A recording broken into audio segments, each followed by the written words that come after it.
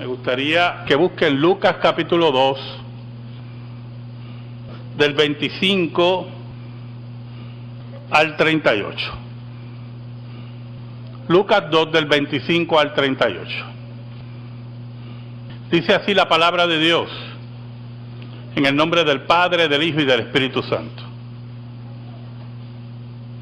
Había en Jerusalén un hombre llamado Simeón. Este hombre justo y piadoso esperaba la consolación de Israel y el Espíritu Santo estaba sobre él. Y le había sido revelado por el Espíritu Santo que no vería la muerte antes que viera al ungido del Señor. Movido por el Espíritu vino al templo. Cuando los padres del niño Jesús lo trajeron al templo para hacer por él conforme al rito de la ley, él lo tomó en sus brazos y bendijo a Dios diciendo: Ahora, Señor, despides a tu siervo en paz conforme a tu palabra, porque han visto mis ojos tu salvación, la cual has preparado en presencia de todos los pueblos, luz para revelación a los gentiles y gloria de tu pueblo Israel. José y su madre estaban maravillados de todo lo que decía de él. Los bendijo Simeón y dijo a su madre María: Este está puesto para caída y para levantamiento de muchos en Israel, y para señal que será contradicha. Y una espada traspasará tu misma alma, para que sean revelados los pensamientos de muchos corazones. Estaba también allí Ana, profetisa, hija de Fanuel, de la tribu de Aser, de edad muy avanzada.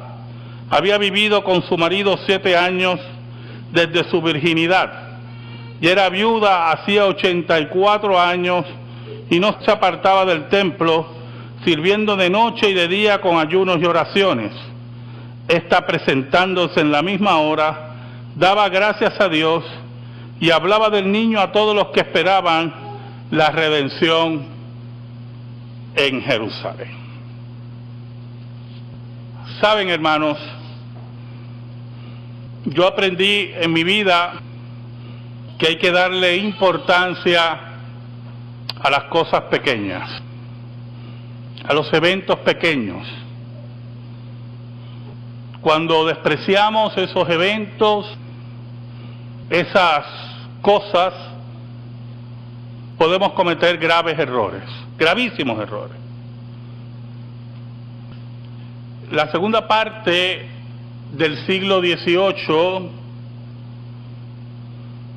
un niño, James Watt, se encontraba en la mesa de desayuno con sus padres.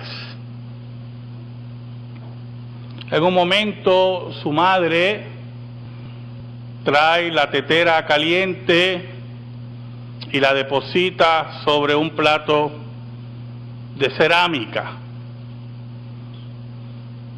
En el momento que ella deposita la tetera caliente, por la trompa de la tetera está saliendo vapor. El niño toma un paño y tapa la trompeta o la trompa de la tetera, y los padres se quedan observándolo.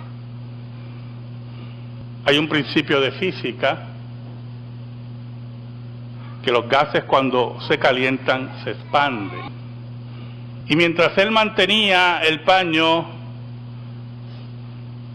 en la trompa de la tetera, en un momento la tapa de la tetera brinca.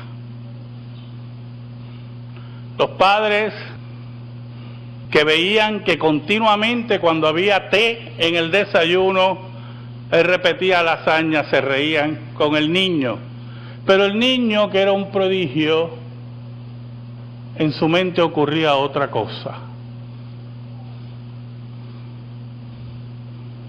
Esa pequeña acción de James Watt lo llevó años después a inventar la máquina de vapor, tan importante para la revolución industrial en Inglaterra del siglo XIX.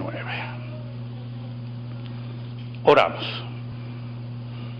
Señor bueno, tú que vives en luz inaccesible, venimos ante ti en el nombre de Cristo Jesús para darte gracias.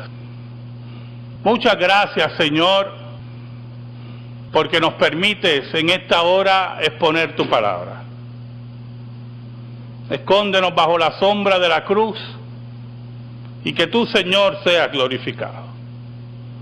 Guíanos, Señor, en el nombre de Cristo Jesús.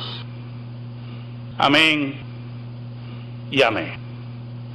Esa historia, esa pequeña anécdota, contrasta con otra no muy agradable y muy importante también en relación a la salud.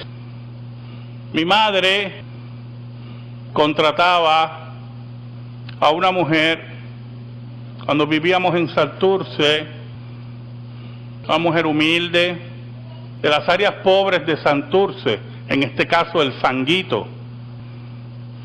Y esa mujer limpiaba la casa y ayudaba a mi madre. Pero en su desconocimiento de la salud, la madre de esa mujer le salió un callito en el pie. Y ella tomó una navaja y le cercenó el callo, como pensaba mucha gente en el pasado. Le untó alcohol y ese pequeño callito ya estaba resuelto según en la mente de la mujer. El dedo de su madre tomó gangrena. Le cortaron el dedo. Después el pie tomó gangrena. Le cortaron el pie. Después la pierna le tomó gangrena. Le cortaron la pierna. Y después falleció. Y fue un golpe emocional muy fuerte para esa mujer. Porque se sentía culpable, muy culpable, de la muerte de su mujer. Así son las cosas pequeñas, hermano. Muy pequeñas, insignificantes, pero que no sabemos su futuro, porque Dios es el que controla el futuro de las cosas y nosotros no. ¿Sabe? Estamos en el 2014. En enero cumplimos 13 años. 13 años de que un grupo de hombres, de esos 4 hombres que se reunieron aquel día en el seminario cristiano reformado, solamente veo uno aquí, hermano Jaime Medina, y decidimos fundar una denominación, la Iglesia Presbiteriana Reformada. ¿Por qué? Porque odiábamos el liberalismo y amábamos a Dios. Una reunión insignificante en un edificio que no era de nosotros, sin recursos, pero con la gloria de Dios en nuestros corazones. Dios tomó a un esclavo de medio de la esclavitud de Egipto, ese esclavo insignificante que interpretaba sueños, y llegó a la corte del faraón y lo convirtió en gobernador de Egipto. Dios escogió a una simple doncella para traer a Dios mismo en el vientre de ella. Las cosas pequeñas nunca deben ser despreciadas. Deben ser observadas. Debe verse el corazón que se pone en ellas. Debe verse la intención. Debe verse cuán acorde está con la ley de Dios. Porque no hay nada pequeño delante de Dios. No hay trabajo que tú hagas, que yo haga, que sea pequeño delante del trono de Dios. Desde barrer una loza, de limpiar baños ante la predicación, de un grupo de hermanos en una isla del Caribe. No hay nada pequeño delante del Señor. Dios es el que controla todas las cosas. Un día, una pareja judía, pobre, se acercó al templo para cumplir la ley de Dios, para presentar a su hijo, aquel que abre el vientre, como dice la ley de Dios, en un acto judío de presentación. En ese momento se le acerca un hombre, un anciano, un hombre insignificante, un hombre que decía que estaba convencido que Dios le había hablado y le decía que antes que muriera iba a ver al Mesías. Ese día fue movido por el Espíritu de Dios, como dice Lucas, a ir al templo. Dios es el que mueve los corazones. Yo quiero que usted entienda eso. Dios es el que convierte, Dios es el que pone el querer como el hacer en nuestros corazones. No importa cuánto yo exhorte aquí, no importa cuánto yo levante las manos, alce y baje la voz, todas las técnicas esas de oratoria que un día me enseñaron, no importa cuántas veces los mande al infierno por no cumplir, Dios es el que mueve.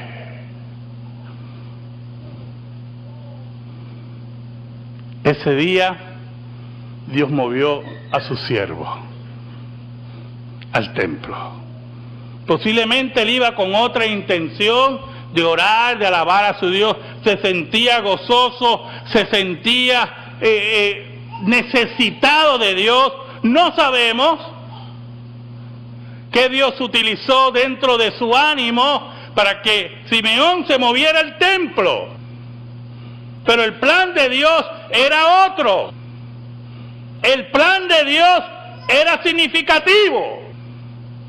Porque en ese momento él iba a ver con sus ojos dos cosas. Uno, el cumplimiento de lo que Dios le había dicho. Dios le había dicho que con sus ojos iba a ver al Salvador. Iba a ver al Salvador y en su corazón, y es el segundo aspecto, iba a ver la satisfacción de que Dios no miente. De momento se encuentra con una pareja, toma al niño. Es interesante lo que dice el versículo 28. Él lo tomó en sus brazos y bendijo a Dios. Ese término es muy importante porque lo tenemos que entender en el contexto judío de la revelación de Dios. ¿Cómo usted bendice a Dios? Yo puedo bendecirle a usted con un regalito, ¿verdad? Usted tenga una necesidad y yo me entero y le doy un regalito, mira, ¿para qué? O usted bendice a alguien, a sus familiares. Entendemos siempre con bendición como recibir algo. ¿Verdad que sí? Ay, muchachos, me bendicieron hoy. Me dieron $100 ahí. Tremendo. Me acuerdo que una ocasión, en mis tiempos, ¿verdad? Ahora los jóvenes juegan con los billetes de 10 y 20, los niños. Cuando yo recibí mi primer $1, lo guardé, lo planché, aquel $1 hasta perdió el color, yo creo. Y un día, mi tío, que era mi padrino también, fuimos a verlo a Puerta Tierra, porque mi familia era de Santurce, de San Juan, de Puerta Tierra y de Villa Palmera. Y mi tío padrino me dio $5. Imagínense, para mí $5 era el reino de Dios en la tierra. Para mí eran bendiciones. Pero cuando la Biblia dice que Simeón bendijo a Dios, es un acto de alabanza, de afirmación. Simeón no puede entregarle nada a Dios.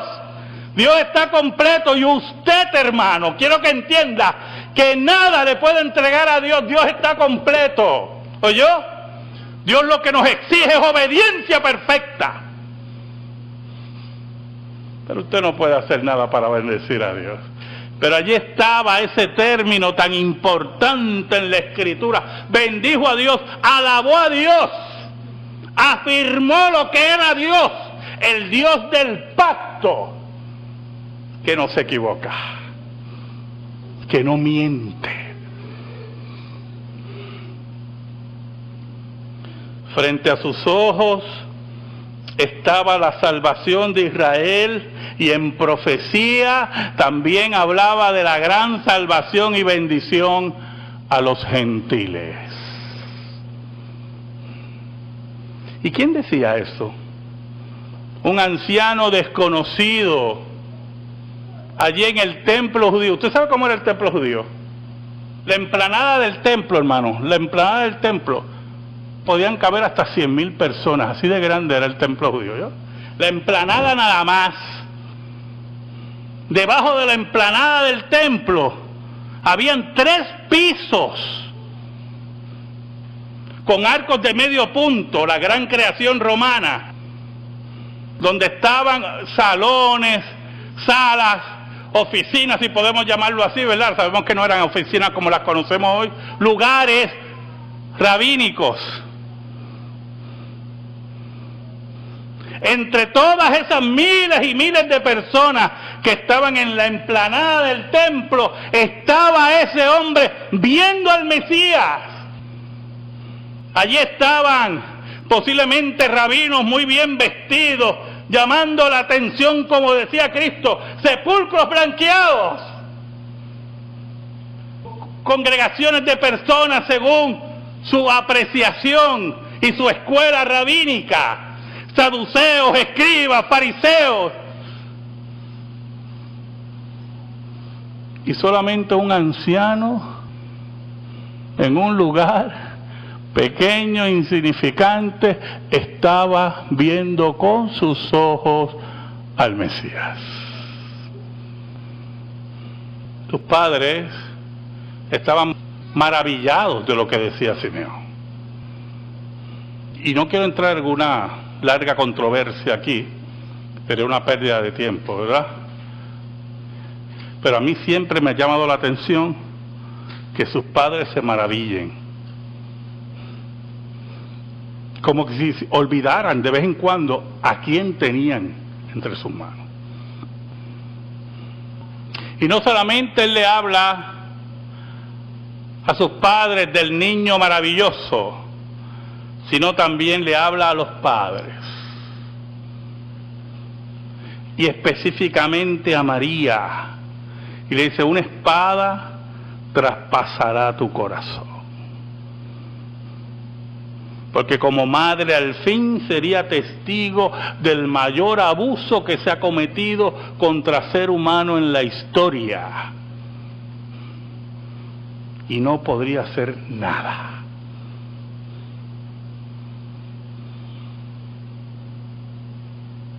Pero también la Escritura nos habla de otra mujer, de Ana. Si Simeón era anciano, Ana peinaba los 100 años. Porque la Biblia dice, dependiendo como usted cuente, que era viuda hace 84 años, más los 7 que fue casada, son 91 años. Y allí estaba en oración y de momento recibe la revelación de que el niño era el Mesías. Pero lo interesante es lo que dice el versículo 38. Esta, presentándose en la misma hora, daba gracias a Dios y hablaba al niño a todos los que esperaban la redención en Jerusalén. Y usted puede imaginarse a una mujer de 91 años, y no me diga que usted no ha experimentado eso. Personas que se le acercan con un tema de que está así de momento. Me pasa mucho en los consultorios médicos. Esperando al médico, se me acerca y empieza a hablar de un tema y yo, pero que esto yo trato, ¿verdad? Con mucho respeto, ¿verdad? Tratar de coordinar con el tema. Y estaba esa mujer hablándole a todos que ya el Mesías había nacido. Yo me imagino a la gente, esta viejita ya se fue a ajuste. Esta ya está lo último que le queda, está aquí. Ha estado aquí 84 años y ya no pudo más. Y ya dice que vio el Mesías. Miren la importancia de las cosas pequeñas. Escuche bien. Vamos a dar un cuadro imaginario. Póngale que Ana murió 5 años después. 96 años. Y alguien se acuerda y empieza el chisme. ¿Tú te acuerdas de la vieja esa que estaba ahí? Hablando del Mesías. Todavía estamos bajo Israel. ¿Sabe algo? Desde que Simeón y Ana vieron a Jesús, antes que Jesús se manifestara, pasaron 30 años. 30 años. Yo imagino a la gente en ese cuadro imaginario. ¿Tú te acuerdas? Mira, todavía está aquí. Ya se murió y el otro también se murió. Y todavía estamos aquí, los romanos aquí pisoteándonos y no vemos ningún Mesías. Oiga algo, Dios nunca llega tarde. Y esos insignificantes, posiblemente para el pueblo, estaban profetizando la verdad. Y 30 años después, el que vio a Ana y Simeón estaba haciendo retumbar los cimientos de Israel y dándole problemas al imperio romano. ¿Sabes algo? Los padres de James Watt deben haber sido maravillosos, porque la historia dice que regularmente cuando la madre traía la tetera, él volvía a hacer lo mismo, y ellos lo que hacían era reírse. Otros se hubieran cansado y mira, ya la tetera esa ya sabemos que eso brinca, pero ellos lo que hacían era reírse con su hijo. Los padres de Jesús se maravillaron. Los padres de Jesús y principalmente María reciben esa espada en el corazón. Pero lo más grande de esto es lo siguiente. Lo más sorprendente de esto es lo siguiente. Y quiero que se ubiquen. De eso tan insignificante que pasó desapercibido para muchos, de eso que el Imperio Romano ni se enteró. Hoy, usted y yo estamos aquí, 2000 años después. Hoy, domingo, literalmente millones de creyentes se reúnen por esa insignificancia. Porque cuando la insignificancia la controla Dios, no hay nadie que la pueda empequeñecer. Amén. Gracias te damos, Señor, por tu palabra eterna. Te pedimos, Señor,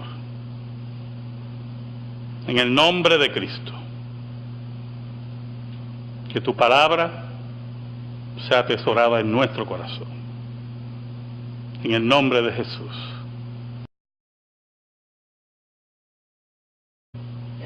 Que no vería la muerte antes que viera al ungido del Señor. Movido por el Espíritu vino al templo cuando los padres del niño Jesús lo trajeron al templo para hacer por él conforme al rito de la ley.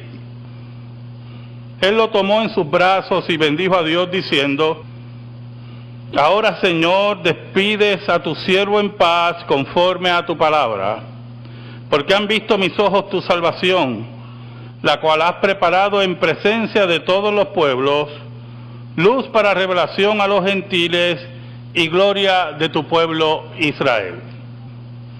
Esas cosas podemos cometer graves errores, gravísimos errores. La segunda parte del siglo XVIII, un niño, James Watt, se encontraba en la mesa de desayuno con sus padres. En un momento su madre trae la tetera caliente y la deposita sobre un plato.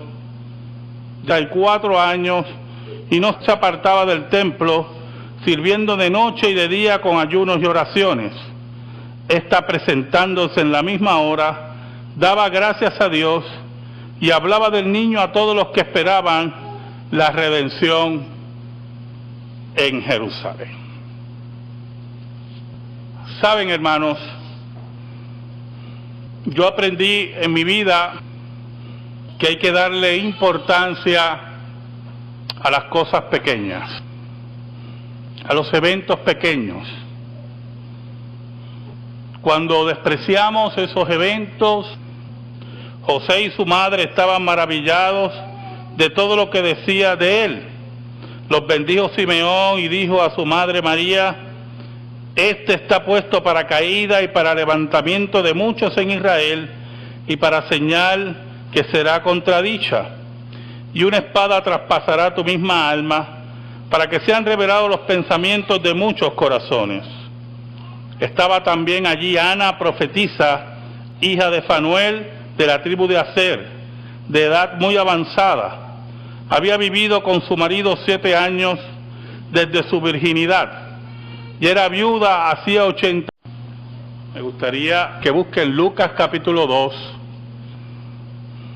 del 25 al 38. Lucas 2, del 25 al 38. Dice así la palabra de Dios, en el nombre del Padre, del Hijo y del Espíritu Santo. Había en Jerusalén un hombre llamado Simeón. Este hombre justo y piadoso esperaba la consolación de Israel, y el Espíritu Santo estaba sobre él. Y le había sido revelado por el Espíritu Santo